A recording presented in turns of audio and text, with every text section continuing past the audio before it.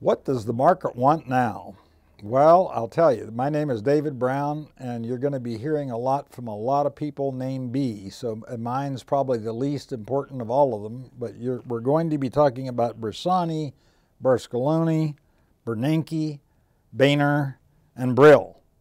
And all of them are going to affect how you feel about the market by the time this week is over.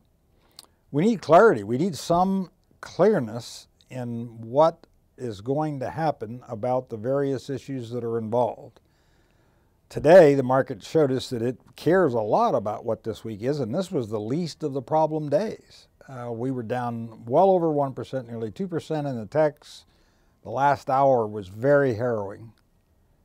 So what's the problems? Well, number one, Italy had an election over yesterday and today, and Mr. Bersani and Mr. Berscaloni are right now virtually tied. It's a deadlock, and they have very different views on austerity, and it's going to mean a lot to Europe, and that's why the market went down what it did in the last hours, because that's when the news came in that Bersani was losing his lead. Tomorrow, Bernanke will follow that up by addressing our Congress and trying to straighten out the confusion over the FOMC minutes from last week, which cost us 2 really bad market days last week. So we'll see how he can set them up and at the same time posture for a reasonable end to this current problem with sequestration, the deadline for which is March 1, and that's Friday. And all of that has to happen this week. So on top of that, we've got a whole slew of government announcements coming out that could also affect the markets and what Mr. Bernanke has to say and what the Congress wants to do. We have consumer confidence coming out tomorrow, durable goods, both important announcements. GDP, the second estimate for Q4, comes out as well, along with initial jobless claims. Friday, we have personal income, Michigan sentiment, and consumer spending. So plenty of things to throw everybody off and make the market confused for this week. We got a taste of it last week with a heavy flight to safety. The market was down, and the only things that did any good at all were non-cyclicals, utilities, and healthcare. Now, before we get too happy about going to healthcare, let me suggest that you read Stephen Brill's feature story in Time Magazine this week. It's a long story about why medical bills are killing us. And it's a scary, but I strongly recommend read article if you're going to invest in healthcare.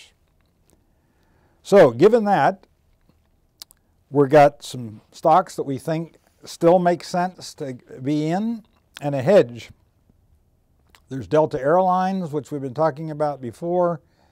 It's got great forward growth, low PE, strong growth this year, good safe play. We've got Apple. You know the Apple story. It's just that it seems to have reached the bottom. Their annual meeting is tomorrow and the next day. There's a good chance they'll say something to get that market moving again for them. It's underpriced at this level, in my opinion. Another stock that's sort of interesting, ABBV, is a biotech spinoff from Abbott Labs. They took their high-end stuff, the biotechnology science part of their business, and spun it off as its own separate company with a promise of a 4.2% dividend. And the guidance from everybody that's looked at it has been outstanding. So it's an interesting company to at least take a look at. Finally, there's Tyson Foods, which is just it's a consumer non-cyclical. Everybody's got to eat. Chicken's not very expensive. Tyson does good in weak economies. Tyson would make sense to look for in your portfolio. Finally, let me talk just a bit about the VIX as a hedge. You can hedge with any of the derivatives, VXX itself. The VIX was up 34% today. The VXX was up 25%. But it's still 90% below its high of several years ago. It's 75% below its high a year ago. Think about hedging with these derivatives. That's what you need to do in a market like this.